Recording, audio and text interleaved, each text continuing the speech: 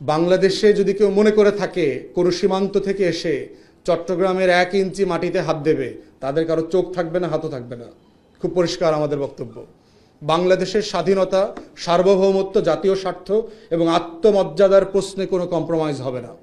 এজন্য বাংলাদেশের ইতিহাসের প্রত্যেকটা পরতে পরতে যদি রিভাইজ করতে হয় আমরা রিভাইজ করব, কিন্তু আমাদের স্বাধীনতা সার্বভৌমত্বের ব্যাপারে কোনো কম্প্রোমাইজ হবে না।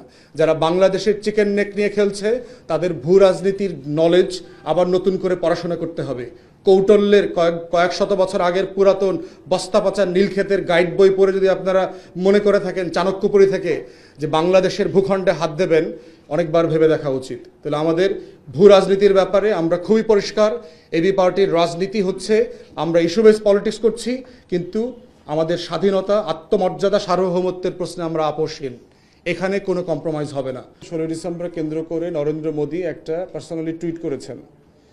এই টুইটে উনি বলেছেন যে 71 সালের ভারতের এই বিজয়কে উনি উদযাপন করছেন এবং ওই লড়াইতে যে হাজার হাজার ভারতীয় বীর সেনানীরা মারা গেছেন তাদেরকে তিনি শ্রদ্ধার সাথে স্মরণ করছেন। এবং এই টুইটের ভিতরে বাংলাদেশ নাই, বাংলাদেশের মুক্তির লড়াই নাই। বাংলাদেশ নামক কোনো স্বাধীন রাষ্ট্র হওয়ার কোনো পরিকল্পনা 71 সালের অক্টোবরে ছিল না বলেই ডিসেম্বর মাসে জেলায় জেলায় ভারত ডিসি অ্যাপয়েন্ট করে দিয়েছে।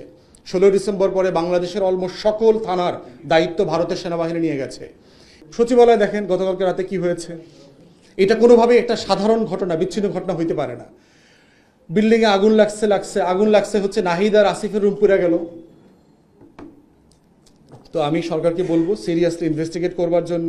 এবং এর আগে সচিব ওয়াজেদ জয় দেখবেন বারবার বলেছে কোনো এভিডেন্স পাবেন না আমাদের ব্যাপারে। এবং তিনি কিন্তু তথ্য উপদেষ্টা ছিলেন, লাখ লাখ হাজার হাজার কোটি টাকা লুটপাটের নায়ক ছিলেন তিনি। অতএব তার ডিপার্টমেন্টটা পুড়ে গেছে আজকে, নাহিদ যেটার দায়িত্বে এখন। তো সরকারকে আমি বলবো সিরিয়াসলি ইনভেস্টিগেট করবার জন্য স্যাবোটাজ আছে কিনা।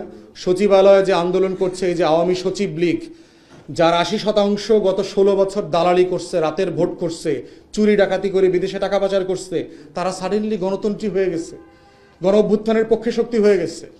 অতএব এখানে আসলে কি হচ্ছে সেটা সিরিয়াসলি স্ক্রুটিনাইজ করা দরকার এবং একটা কনক্লুশনে আমাদের আসা উচিত।